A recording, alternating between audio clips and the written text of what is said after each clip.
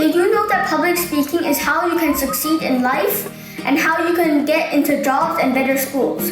But how many of you know how important public speaking really is in our life and how to utilize this public speaking skill to our advantage?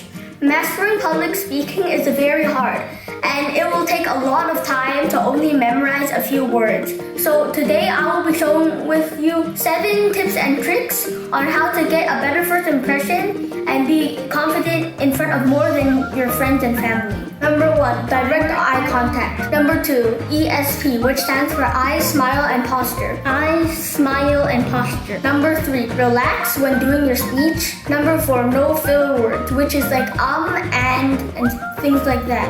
Number 6, when doing your interview, do not fidget with your hands. If you're nervous looking at someone's eyes, look at their forehead and just keep doing your interview.